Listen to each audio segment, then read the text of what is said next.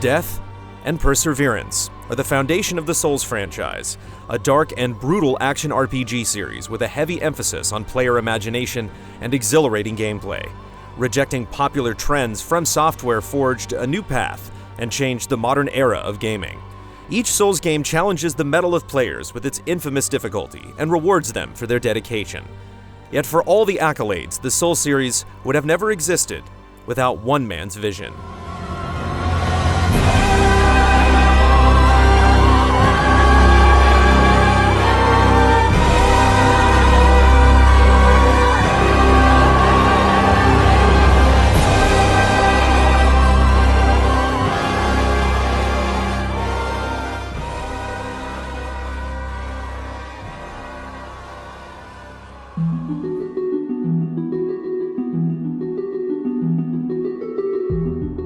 In 1986, From Software was established in Tokyo to produce software for business applications. By the 1990s, the tech industry had grown, and Sony announced their first video game console, the PlayStation. From Software took an interest and began development on their own game. On December 16, 1996, From Software released Kingsfield, the PS1's first RPG. Kingsfield would never see a release outside of Japan, but its sequel, Kingsfield 2, made its way to the West. Similar to several Final Fantasies, Kingsfield 2 was renumbered and released as Kingsfield in the US. Its sequels followed suit. Kingsfield is a bleak and strenuous RPG. Unlike most console RPGs of the era, the action is viewed from a first-person perspective in real time. The game is highly open-ended, with little to no direction for the player to follow as they explore ancient corridors, collecting loot, unearthing secrets, and methodically battling creatures.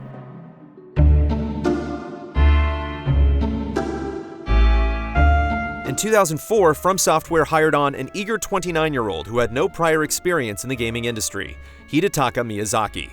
His influence would make such an impact on the company that he would quickly go on to become its president and make From Software one of the most respected names in the industry. Miyazaki originally studied social science at Keio University.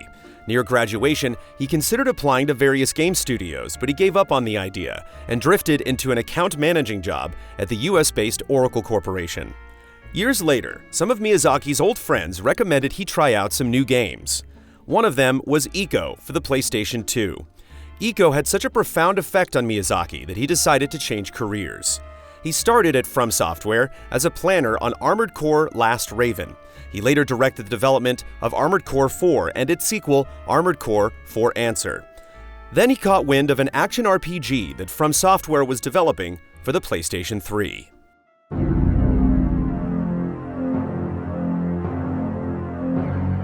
The team working on the project found it difficult to create a compelling prototype. Upon learning of its troubles, Miyazaki got excited. "I figured if I could find a way to take control of the game, I could turn it into anything I wanted. Best of all, if my ideas failed, nobody would care. It was already a failure." Miyazaki would serve as the director, changing almost everything about the game we know today as Demon Souls.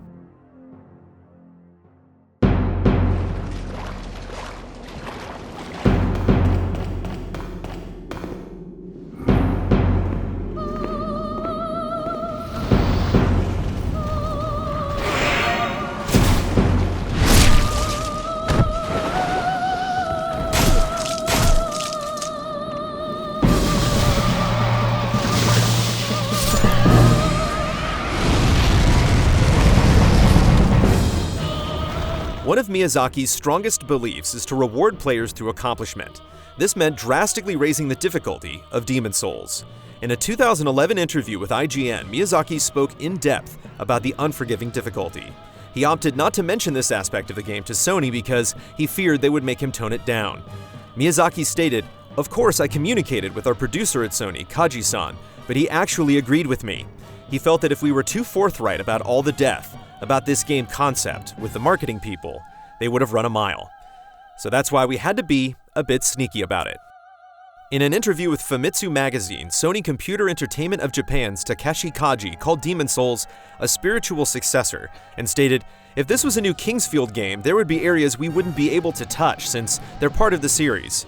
Working together like this, we could make something really new."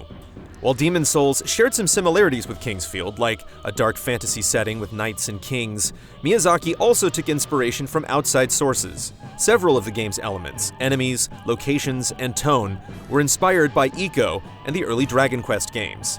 It also drew inspiration from manga such as Saint Seiya, JoJo's Bizarre Adventure, and Berserk, an influence that would continue in future titles.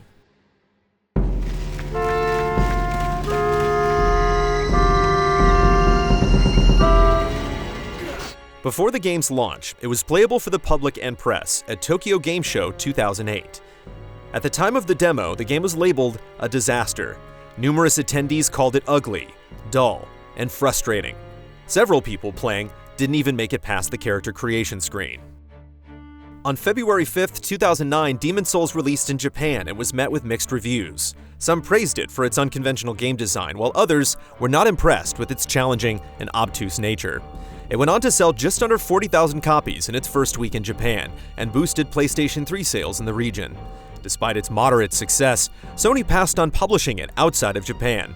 This opened the door for Atlus, a company known for localizing niche Japanese games like Steambot Chronicles, to take a chance on the title and send it to the West.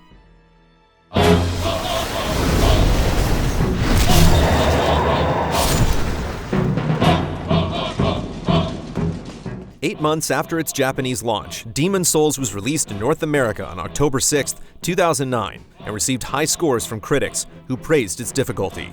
IGN's Sam Bishop stated in his review, "It's utterly unique among the offerings on any console right now, and absolutely, positively should not be missed." Demon's Souls debuted at number 11 in the October 2009 NPD charts with more than 150,000 copies sold. Demon's Souls found much more success in the West than Japan thanks to positive word of mouth among the public. As a result, it became Atlus USA's most successful title in its 20-year history. After the success of the North American release, Namco Bandai released Demon's Souls in Europe on June 25, 2010, resulting in over 1.7 million copies sold worldwide.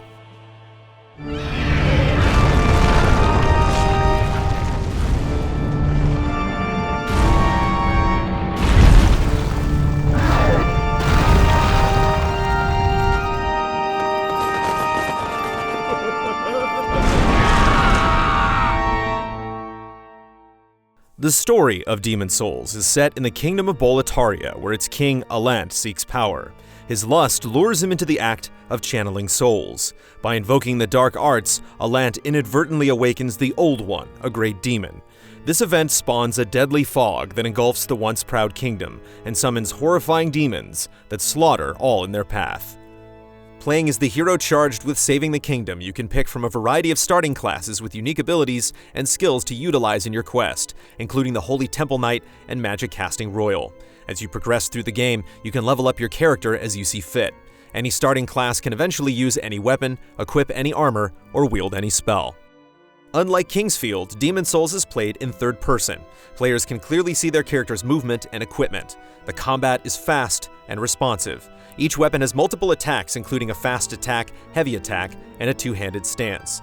Many weapons also have their own unique movesets and weights. You can opt for a fast and light katana or something slow and powerful like a greatsword.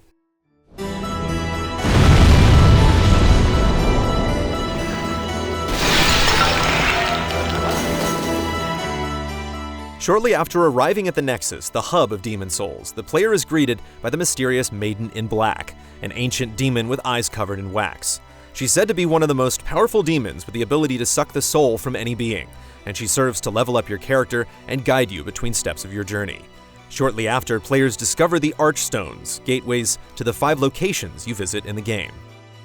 The demons leave behind only death and suffering. Their influence is apparent in each of these 5 areas. The Valley of Defilement is a putrid swamp of disease and poison, a resting place for those who have been discarded by society. The Tower of Latria is a dark and haunting prison where the mad are tortured and locked away. Hideous Cthulhu-like creatures roam the halls, extinguishing anyone out of their cell. High above, gargoyles stalk eerie towers, while abominations roam the foul marshes below. Though each of these zones has its own story and creatures, they all share the same sense of dread and terror. Again surrounded by evil warriors. Could you, perhaps, help forgive me one last time? Throughout the game, the player can exist in either body or soul form. While in body form, their health meter is full. When killed, they reawaken in soul form with half their health and the potential to deal more damage through a mechanic called white character tendency. In order to return back to their body form, the player needs to defeat a boss or use a stone of ephemeral eyes. Souls you collect from defeating enemies are treated as currency for everything in the game and can be used to buy items, upgrade weapons, and enhance your character's stats. The system is unlike many RPGs where experience and currency are two separate things. Upon death, the player loses all of the souls they have on hand. They can regain lost souls if they manage to return to the point of death in one piece, but if they perish along the way, the souls are lost forever. Demon Souls is constantly saving progress. You can't reload an old save and start over. Heavens, I can't believe I fell for that trap. The most obscure and confusing systems in Demon Souls are World Tendency and Character Tendency, features that would never return to the series. World Tendency influences the difficulty of a level. When the World Tendency is pure white, enemies are easier to kill but drop fewer, less valuable items, and hold the least number of souls. However, healing items are dropped more frequently. During pure black World Tendency, enemies are tougher but drop more valuable items. Meanwhile, character tendency is determined by the actions of your hero. Attacking NPCs or invading another player's game will shift your tendency to black. When black, your health in soul form is reduced and you deal more damage while invading as a phantom. Helping players regain bodily form through cooperation or killing invaders changes the tendency to white, which increases damage while in soul form and as a blue phantom in another player's world. It's simple. Just bring me all the souls you can. While exploring the land of Latria, new characters emerge, though in sharp contrast to most other games, these NPCs are far from trustworthy. There are some cases where they're good-natured, like the Jolly Bior of the Twin Fangs. Others have more dubious plans in mind. When wandering the Shrine of Storms, players encounter Patches the Hyena, who informs them of a nearby treasure hidden in a hole. When gazing downward, Patches kicks them off the ledge and mocks them as he waits for them to slowly die. If they escape the trap and confront Patches, he backs off and feigns apology. Hey, look, I'm really sorry. I didn't mean what I said. Well, I mean, a man's got to make a living, right? In the Tower of Latria, high above, waits Yurt the Silent Chief, locked in a cage. He asks the player to free him so that he can help them slay demons. If the player lets Yurt go, he thanks them and returns to the Nexus. After some time passes, Yurt's true motivation emerges. Now I can go on with my work. And for that, I must thank you. He slowly starts killing other NPCs in the Nexus, one at a time, and once dead, they cannot be brought back. After Yurt runs out of targets, he'll come after the player. This mortality of NPCs and the consequences it has for players was shocking at first, and peculiar to the Soul series. Few games evoke such a deep sense of betrayal.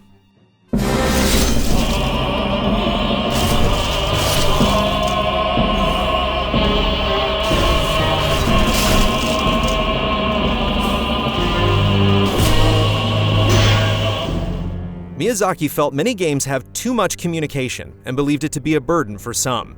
When developing the online features of Demon Souls, Miyazaki created a system where players use a list of pre-written messages to leave notes for other players.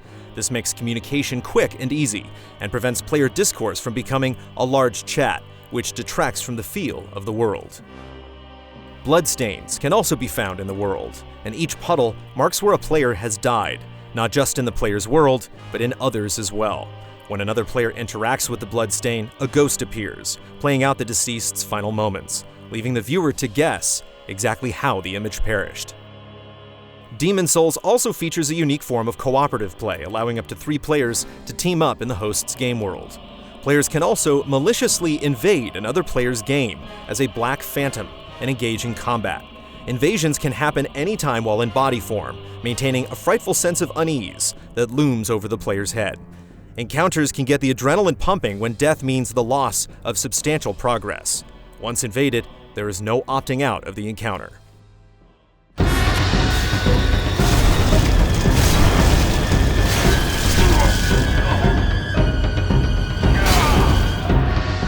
At the end of each level, players face off against one of several terrifying bosses. These encounters were intended to be varied and exciting to make sure players never got bored through multiple attempts. Sony's Takeshi Kaji feels that these battles aren't the hardest element of the game. He believes making it through the levels in one piece is the true challenge. One of the most unforgettable boss fights in Demon's Souls is against the Old Monk. In a clever twist that takes advantage of the invasion system, a player from another world assumes the form of the boss, controlling its attacks and movements in an intense PvP duel.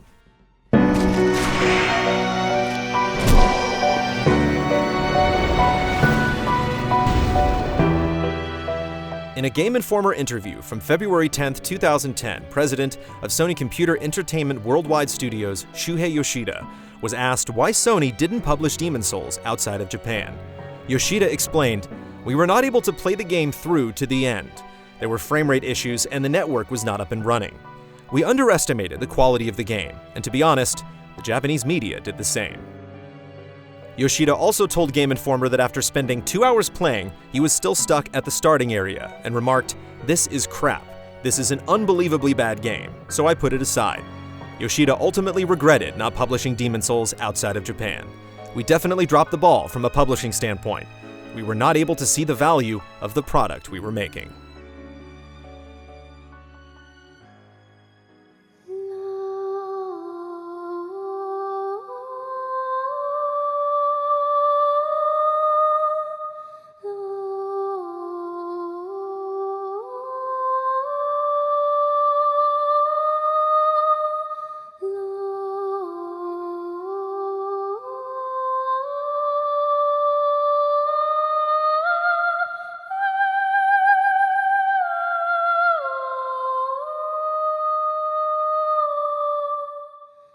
Despite these elements working against the game, Demon's Souls was a financial and critical success. It ignored convention with unorthodox design choices, capturing the hearts of players and influencing countless games since its launch. Capitalizing on all of its success, From Software decided to expand upon the idea of Demon's Souls and begin development on another game, Project Dark.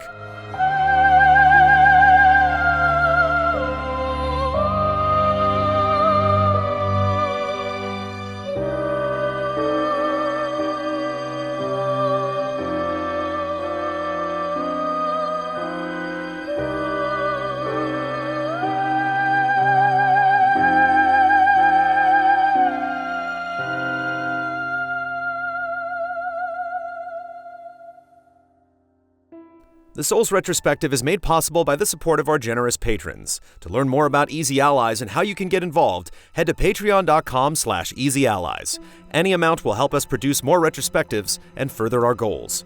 You can also follow Easy Allies on Twitter for the latest updates on when to expect Part 2.